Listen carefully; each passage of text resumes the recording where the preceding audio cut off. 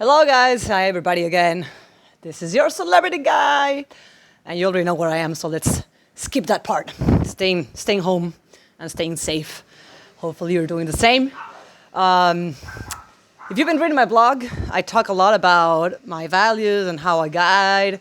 And especially I talk a lot about adapting to every kind of traveler that I meet.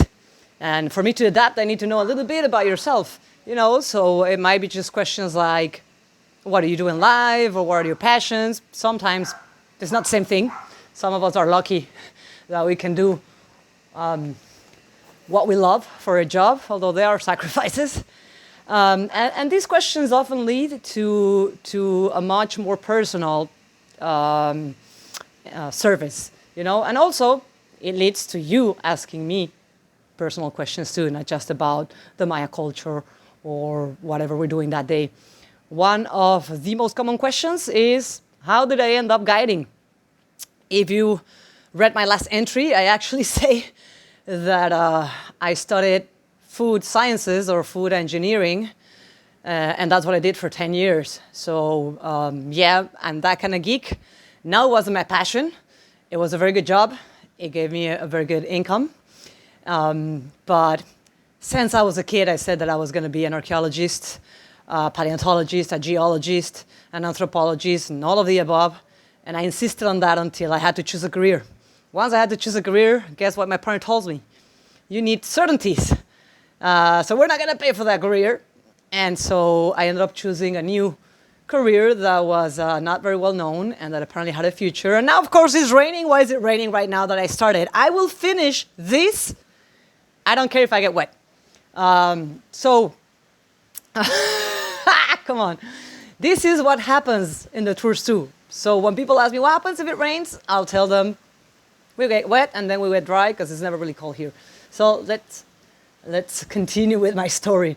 So after I finished my career and I worked in the food industry for several years, especially in supply chain management and food safety and microbiology and all that stuff. I don't know if it's boring or not. I met a girl. I met a girl that I actually knew from before, a girl from Mexico, and we started falling in love. The thing is that she had already planned to quit her career and go into like a soul-searching trip to live to Rio without absolutely no certainties, and we fell in love. And she told me, Angela, I cannot ask you to quit your job. I had a pretty good life back then. And guess what I did? Your celebrity guide, of course, quit her job. I'd never been to Brazil. I'd never spoken Portuguese in my life. I'd never been in Rio de Janeiro and had absolutely, a lot to lose. And I don't know what, love to win, what more. So I took the jump and I quit everything here in Mexico. I sold my things and I went to Rio de Janeiro.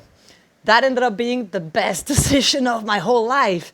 Not in the eyes of my parents or my friends who thought I was throwing my career away.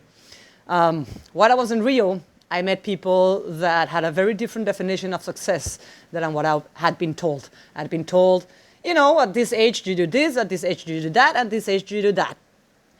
And that's not really how it works, but that's what I was taught. And if you want to do archaeology as a hobby, then, after you study a proper career, then you might do that on the side. Well, it turns out that when I saw people in very different conditions and maybe not as privileged as I was, that opened up my eyes to what success was. And success was whatever it was for me, not for my family, not for my friends, not for anybody else. So when it was time to come back to Mexico, which that's another long story, my best friend, shout out to Meche, and shout out to my ex, Yarim, which by the way, we're still very good friends. Meche, my friend, opened up a restaurant here in Playa. She asked me to be her manager. Once again, I'd never been to Playa del Carmen before. So I took a plane, flew here, and this was 12 years ago. That was 2008. The economical crisis hit. That meant tourism dropped a lot, and without tourism here, what can I tell you right now? Everything stops. right? And so they couldn't pay me as a manager, and I was forced to look for a job. Sitting at a random table, a girl that was there hearing our conversation, a friend of Meche, told me, hey, if you speak several languages, by then I'd already learned Portuguese too, why don't you try as a guide? And I told her, I've never been a guide.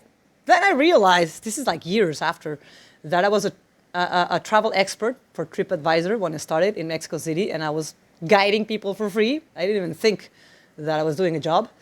And so I went to what I consider my alma mater, or my school, my where I learned everything, which is called Alternative. And they also do magnificent tours out here. And well, I decided I was going to stay 1 year in Playa and give it a chance with my then girlfriend. And well, instead of a year, I've been here 12 years. When I got to Alternative, I was dressed with a business suit. And they didn't know that I was going there to apply for a guiding job, because I was obviously not dressed for the part. But hey, I've been in a corporate world forever. So that's how I showed up, high heels, business suit, and all the elements for an interview. And so they told me, look, do you speak English? Yes, they did a little test. They did a little test in Portuguese. They wanted French-speaking guides too. So although I had not spoken French maybe in 18 years, I said I did speak it, which now I am fluent again. But back then I wasn't that fluent. And they told me, look, everybody's already in the second week of training, so tomorrow we're going to send you to a tour. You're going to check out if you really like the job, and then you'll let us know if you want to participate. And so I went out, and guess what? I was ziplining over lagoons and jumping into sinkholes and discovering Maya ruins in the middle of the jungle. And it was history and archaeology and botanics and biology and everything combined into a fun package of culture, nature, and adventure. And it just was mind-blowing. The salary, yeah, not good. That I have to say. So when I'm telling you that it was a big sacrifice, yeah, it was a big sacrifice. Then I got certified by the Ministry of Tourism as an archaeological guide. And well, 12 years later, here you are. You're a celebrity guide, doing what she loves, trying to share a little bit with you. And well, I'm going to write a little bit about that also in my next entry. Okay, so for now, stay home and travel tomorrow.